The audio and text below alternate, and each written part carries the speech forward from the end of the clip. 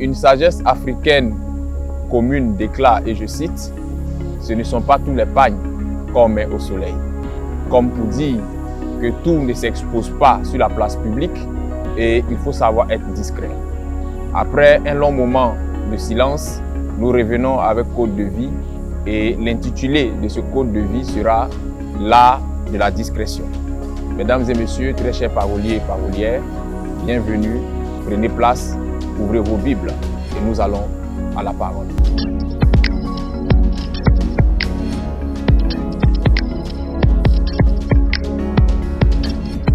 Luc, le chapitre 1er, versets 18 à 25, déclare ce qui suit.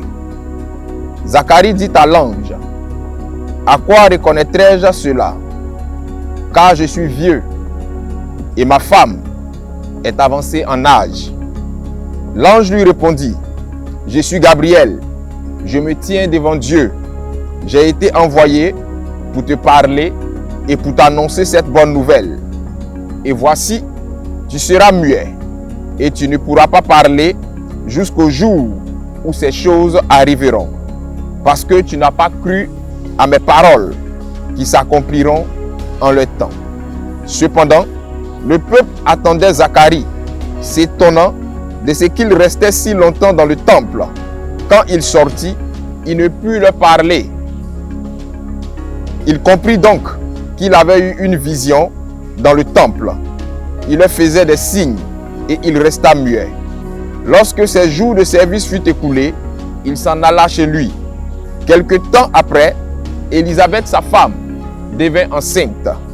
Elle se cacha pendant 5 mois, disant, « C'est la grâce que le Seigneur m'a faite quand il a jeté les yeux sur moi pour ôter mon opprobre parmi les hommes. » Avant d'aller plus loin dans mes propos, qu'il me soit permis de prier afin de recommander ce message entre les mains du Seigneur. Éternel notre Père, nous voulons te rendre grâce. Nous prions que tu viennes en ce jour encore nous instruire. Nous voulons apprendre et comprendre l'art de la discrétion. Je prie que tu fasses de nous les canaux disposés au travers desquels tu parleras à ton peuple et que par-dessus tout, tu donnes à ce peuple-là de pouvoir comprendre, mais surtout pratiquer ce qui lui sera véhiculé comme savoir. Béni sois-tu parce que tu le fais. Au nom de Jésus que j'ai prié. Amen. L'histoire que nous venons de lire est une histoire remplie d'enseignements. C'est une histoire qui met en relief les événements qui ont précédé la naissance de Jean-Baptiste. Souvenez-vous que Jean-Baptiste est celui-là qui est la voix qui crie dans le désert. Celui qui dit « aplanissez les sentiers de l'Éternel ». Jean-Baptiste est celui-là qui a baptisé Jésus-Christ. Et la Bible déclare de tous les hommes nés de femmes, il n'y a pas d'homme plus grand que Jean-Baptiste. Jean-Baptiste, pour terminer, est le second Élie qui devait venir. Et dans cette histoire que nous venons de lire, la Bible met en lumière les événements qui se sont déroulés avant la naissance de Jean-Baptiste. Zacharie, qui était un sacrificateur, fut le père de Jean-Baptiste et Élisabeth fut sa mère. Lorsque l'ange Gabriel se révèle à Zacharie durant son temps d'exercice sacerdotal, il lui fait comprendre que sa femme Élisabeth sera enceinte. Mais Zacharie trouve que lui-même est avancé en âge et sa femme est aussi avancée en âge. Humainement et médicalement parlant, ce n'est plus possible que Élisabeth contracte une grossesse. Et l'ange Gabriel dit à Zacharie, « Parce que tu n'as pas cru en ce que je t'ai dit, tu seras frappé de mutisme. Tu perdras l'usage de la parole. » Mais au-delà du fait que Zacharie n'ait pas cru en la parole de l'ange, Zacharie a été frappé de mutisme parce que Zacharie était quelqu'un certainement qui avait un problème de discrétion. Zacharie était un homme qui manquait de discrétion face à certaines situations de la vie. Vous savez, même quand vous serez sur le chemin de votre destinée, même quand vous serez sur le chemin de l'accomplissement de certaines choses dans la grandeur, si vous n'avez pas dans votre entourage des personnes discrètes, vous commettrez l'erreur de leur parler et ces personnes, par manque de discrétion, iront propager la nouvelle que vous leur avez donnée et cela vous permettra d'échouer avant la lettre. La Bible déclare que Élisabeth, en revanche, était une femme discrète. Lorsque nous lisons la parole, indirectement, la Bible nous le dit. Parce que Élisabeth, dès l'instant où elle apprend qu'elle est enceinte, elle a le réflexe de se cacher pendant 5 mois. Ça, c'est l'attitude d'une personne discrète. Il y a certains miracles, il y a certaines choses qui ne pourront pas avoir droit de citer dans ta vie si tu n'as pas le sens de la discrétion. Parce qu'en vérité, sur le chemin de ta destinée, tes premiers ennemis ne sont pas le diable. Tes premiers ennemis ne sont pas les sorciers ou les hommes. Tes premiers ennemis, c'est ta bouche et ton attitude. Si tu manques de discrétion sur le plan verbal et que tu manques de discrétion sur le plan de l'attitude ou du comportement, tu vas commettre des erreurs qui te feront échouer irréversiblement. Alléluia. Vous savez, la discrétion est une valeur qui devient de plus en plus rare de nos jours. En effet, dans un monde qui évolue à la vitesse du vent, être discret est vu comme un signe de faiblesse ou un signe d'échec. Dans ce monde d'aujourd'hui, tout est réuni avec l'avènement des réseaux sociaux pour ne pas être discret. Et à partir de ce moment, la pensée commune dira qu'il vaut mieux choquer pour plaire. Il vaut mieux paraître pour être. Parce qu'en vérité, c'est ce qui pourra vous attirer la sympathie et l'attention des uns et des autres. La spiritualité, en revanche, vous dira qu'il faut savoir être discret. Il faut savoir s'afficher quand il faut et savoir disparaître comme il faut. Parce que celui qui fait du bruit inutile, celui qui fait du tapage, celui qui attire trop l'attention sur lui, finit par s'attirer des problèmes. Et si vous ignorez ce principe de vie, si vous ignorez ce principe de réussite, vous finirez par vous attirer des problèmes et vous finirez par souffrir une souffrance que vous ne devriez pas normalement souffrir. Alléluia. Contrairement à ce que beaucoup pensent, la discrétion, ce n'est pas le fait de ne jamais s'afficher. La discrétion, ce n'est pas le fait de disparaître au point de tomber dans les oubliettes. La discrétion, en vérité, c'est savoir s'afficher quand il faut et savoir disparaître comme il faut. La discrétion, c'est savoir garder secret, quelle que soit l'issue de nos relations humaines, quelle que soit la tournure que ces relations prendront. La discrétion et l'art de la discrétion doit vous emmener à garder le secret que autrui vous aura confié. La discrétion, pour terminer, c'est savoir connaître ses limites dans une amitié, dans une relation amoureuse, dans une relation professionnelle, dans une relation en tout genre. La discrétion doit vous emmener à savoir où commence votre autorité d'ami et où s'achève cette autorité d'ami. Si vous comprenez ce principe définitionnel de la discrétion, il y a des limites que vous ne franchirez pas, il y a des bornes que vous ne dépasserez pas, il y a des problèmes que vous n'aurez pas. Alléluia. Et donc vous conviendrez avec moi que la discrétion est une valeur ou une vertu essentielle pour un homme qui aspire à la réussite ou pour un homme qui veut aller loin dans la vie. Prêtez attention s'il vous plaît et soyez attentifs à ce que je vais dire. Vous savez, votre connaissance, votre potentiel intellectuel, vos diplômes pourront vous ouvrir les portes d'un travail. Mais il y a certaines responsabilités que vous n'occuperez jamais ou que vous occuperez difficilement si vous n'avez pas l'art de la discrétion. Parce qu'il y a certains métiers qui vous mettront face à des informations sensibles, qui vous mettront face à des données sensibles que vous ne devriez pas divulguer au premier venu, même pas à votre épouse ou à votre meilleur ami. Et si vous n'avez pas ce principe de vie comme leitmotiv, vous allez commettre des erreurs à ce poste de responsabilité. Vous pourrez avoir une beauté en homme, vous pourrez avoir un comportement qui permettra à un homme de vous envoyer devant le maire ou qui permettra à une femme de vous dire oui. Mais si vous n'avez pas la discrétion, votre vie de couple connaîtra de temps à autre des moments de déséquilibre. Parce qu'en vérité, dans le couple, tout ne s'expose pas sur la place publique.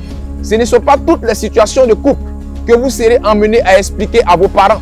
Ce ne sont pas toutes les situations de couple que vous allez devoir expliquer à vos meilleurs amis. Ce ne sont pas toutes les situations de couple que vous allez devoir venir régler sur la place publique. Dans le couple, la discrétion doit être de mise. Pourquoi? Parce que si vous commettez l'erreur de briser le principe et la règle de la discrétion dans la vie de couple, vous laisserez libre cours à un certain nombre de choses qui finiront par fragiliser votre couple, voire même vous séparer. Vous pourrez avoir l'onction, vous pourrez avoir la connaissance biblique hors norme, vous pourrez avoir le potentiel spirituel qu'il faut pour bâtir une église et la remplir. Mais si vous n'avez pas l'art de la discrétion comme vertu, vous finirez par détruire cette église sans que le diable et les démons n'aient à rentrer en jeu.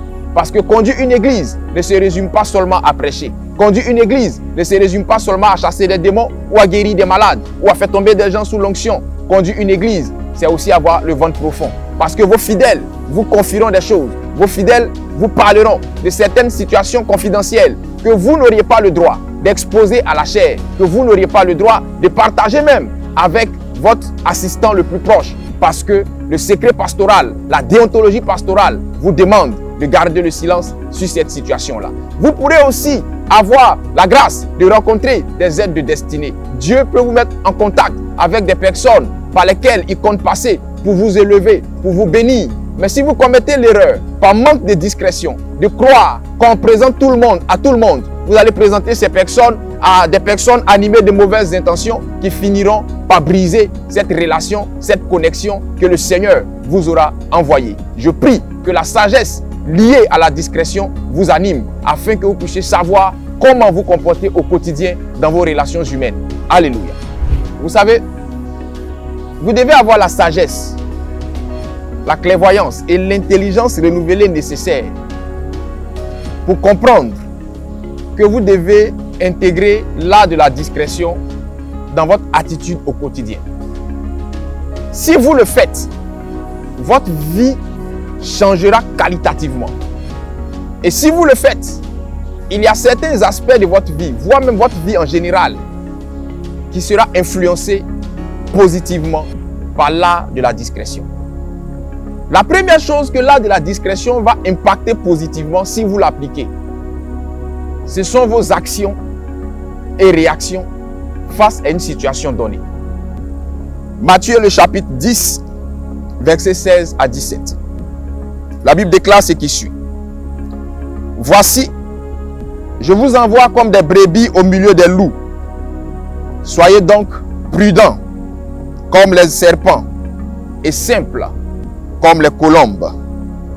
Mettez-vous en garde contre les hommes, car ils vous livreront aux tribunaux et ils vous battront de verges dans leur synagogue. Amen. La première fois que j'ai lu ce passage, il m'a interpellé, il m'a intrigué. C'est l'une des seules fois où Jésus vous demande, où Jésus nous demande, où Jésus te demande d'adopter l'attitude de certains animaux pour déjouer les pièges et la méchanceté de certaines personnes. Parce qu'en vérité, Jésus connaît mieux l'homme que quiconque. Et il sait qu'il y a des dimensions de la vie où la cruauté de l'homme ne peut pas rivaliser avec celle d'un animal. Il y a des dimensions de la vie où quand tu manques de discrétion, l'homme est capable de te faire des choses que même le pire des animaux n'arrivera pas à te faire. Et donc, Jésus vous dit d'être prudent comme des serpents et simple comme des colombes. L'art de la discrétion dans vos actions et réactions vous emmènera à discerner avec sagesse avant d'agir ou de réagir face à une situation donnée. Comprenez-moi s'il vous plaît. Toutes les situations ne méritent pas réaction. Tous les combats ne méritent pas que vous vous déshabillez pour mener la bataille. Il y a certains combats qui se mènent mieux et qui se gagnent mieux dans le silence et dans la discrétion. Si vous commettez l'erreur de croire que vous devez répondre à tout, si vous commettez l'erreur de croire que vous devez mener tous les combats, vous allez passer à côté de votre destinée. Parce qu'en vérité, c'est ce que l'ennemi veut vous faire faire. Il veut vous faire tomber dans la distraction afin que vous puissiez perdre de vue l'objectif essentiel. Dans vos actions et réactions, faites preuve de discrétion. Soyez capable de vous taire quand il faut et soyez capable de parler avec mesure. Cela vous sera avantageux et cela vous évitera un certain nombre de problèmes. Vous savez, lorsqu'une personne sait que vous n'êtes pas beaucoup discret ou que vous n'êtes pas beaucoup discrète, cette personne va vous pousser à la faute. Et bien qu'elle aura tort, elle prendra appui sur les erreurs que le manque de discrétion vous amènera à commettre pour retourner la situation contre vous.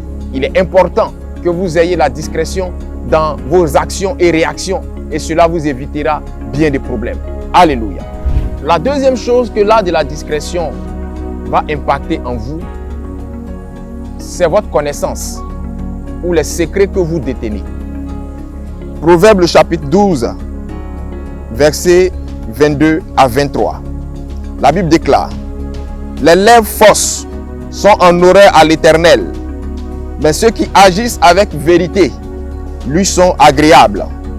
L'homme prudent cache sa science, mais le cœur des insensés proclame la folie. Amen. Vous savez, il y a certains problèmes que vous avez connus ou que vous connaissez. Il y a certaines trahisons que vous avez encaissées en profondeur parce que vous avez manqué de cette sagesse liée à la discrétion. En vérité, on n'étale pas sa connaissance, on n'étale pas la totalité de son savoir au premier venu.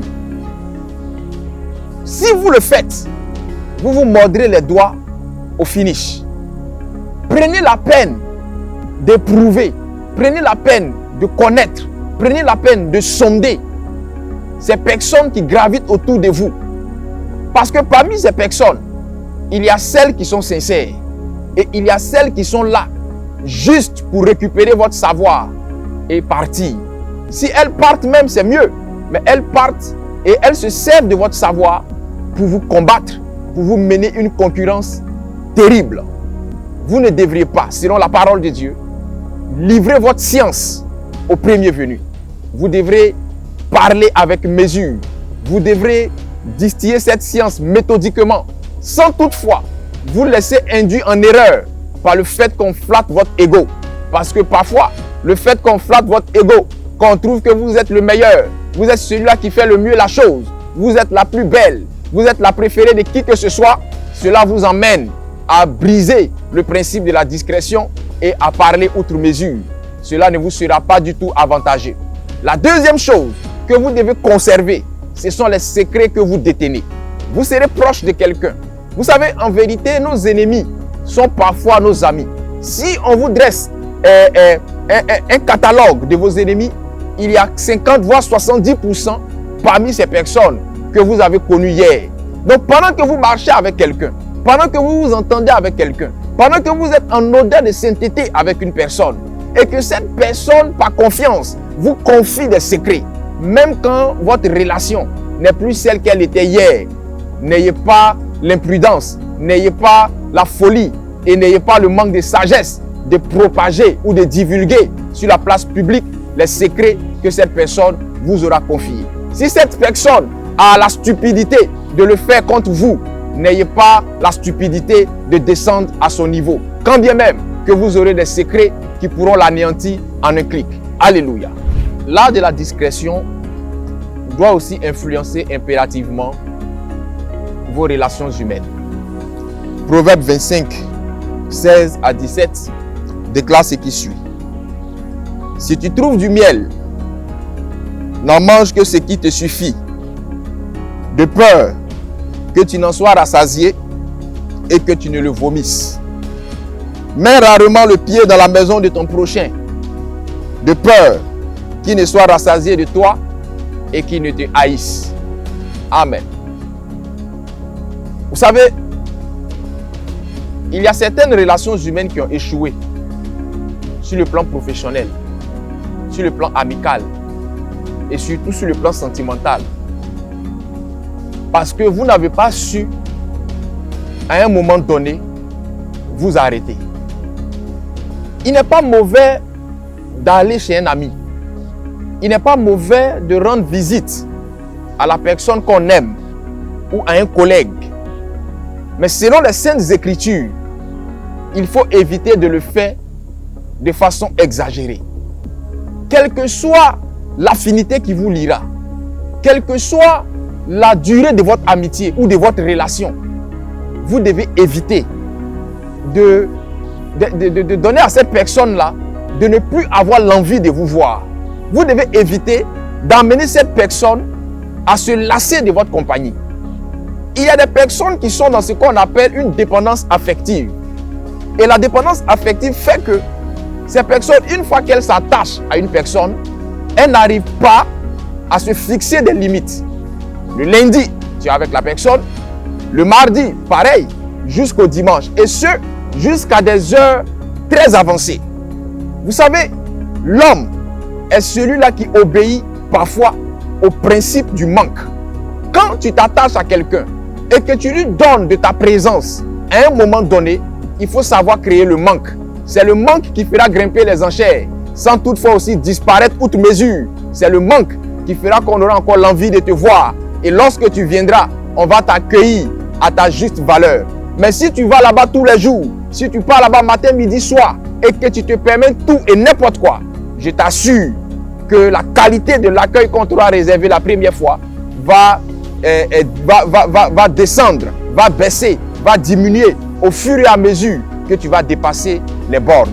Si vous voulez préserver une amitié, si vous voulez préserver une relation sentimentale, une relation professionnelle, apprenez à ne pas être de trop dans la vie de celui ou de celle avec qui vous avez cette relation.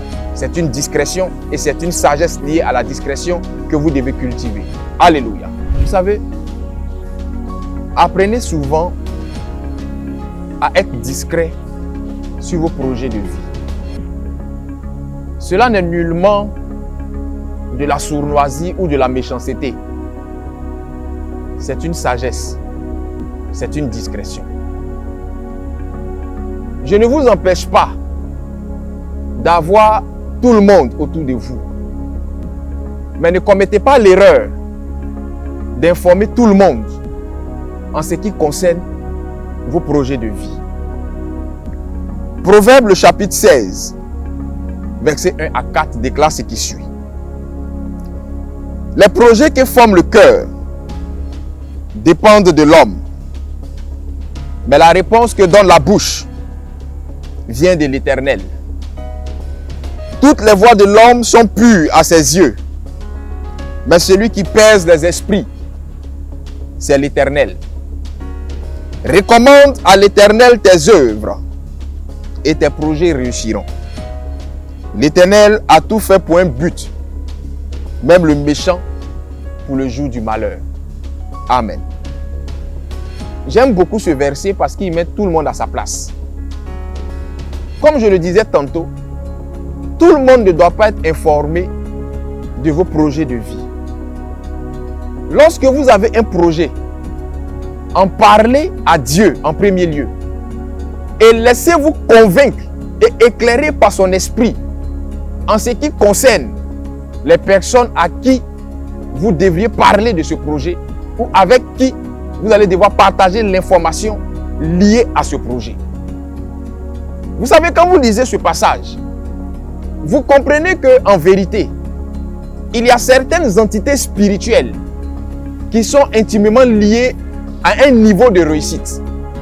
Et ces entités-là ne marchent pas avec le tapage inutile. Ces entités-là ne marchent pas avec le bruit outre mesure.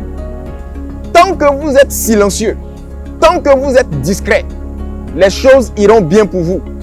Mais le jour où vous aurez la mégade de divulguer l'information, de parler à la mauvaise personne, ces entités se retireront de vous et vous allez commencer à enregistrer des échecs qui vous feront perdre le projet et vous éviteront d'atteindre le but.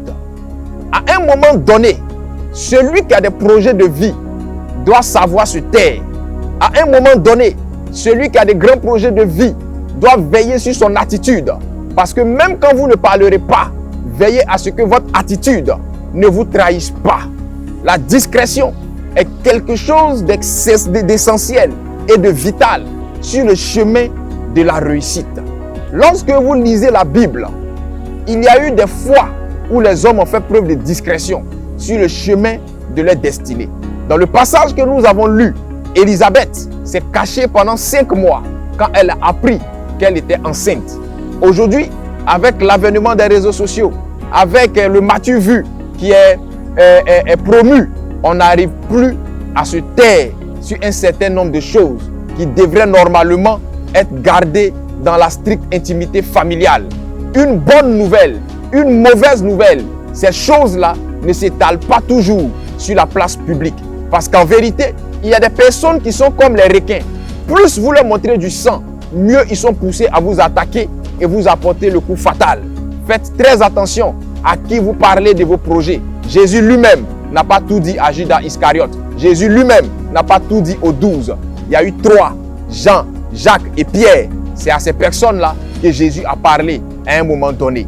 Ayez un grand nombre de personnes autour de vous, mais soyez très sélectifs en ce qui concerne à qui vous parlez de vos projets de vie. C'est extrêmement important.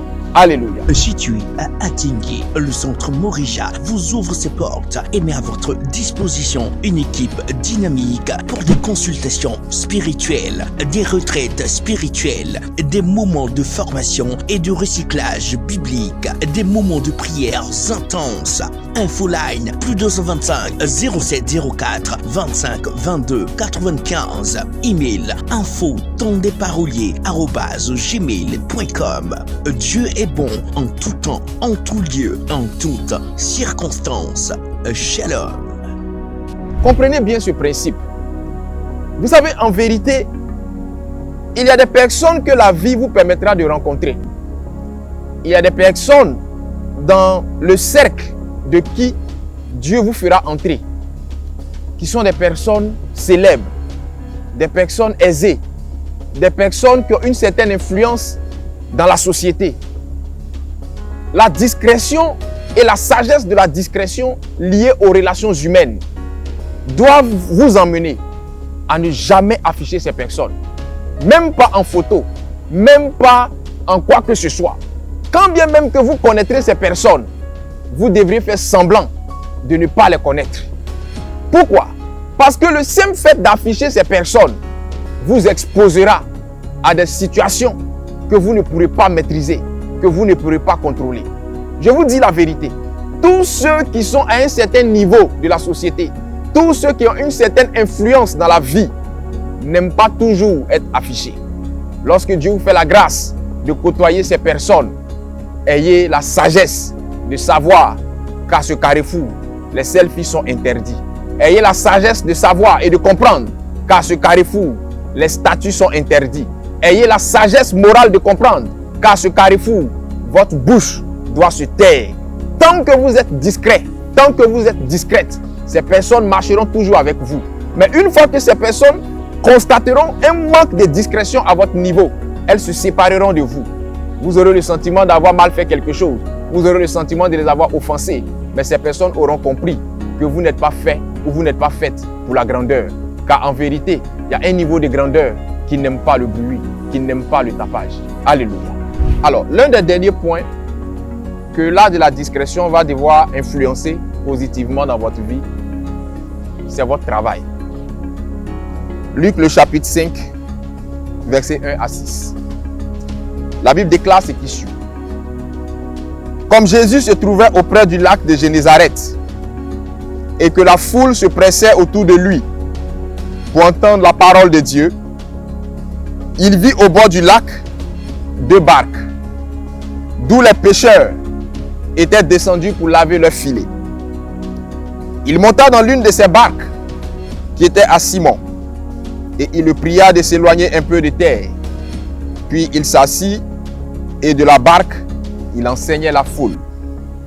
Lorsqu'il eut cessé de parler, il dit à Simon, « Avance en pleine eau et jetez vos filets pour pêcher. » Simon lui répondit, « Maître, nous avons travaillé toute la nuit sans rien prendre, mais sur ta parole, je jetterai le filet. » L'ayant jeté, il prit une grande quantité de poissons et le filet se rompait.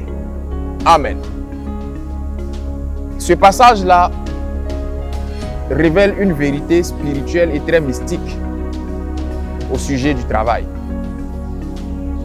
Que les plus jeunes dans la foi m'excusent, que ceux qui nous écoutent pour la première fois me pardonnent.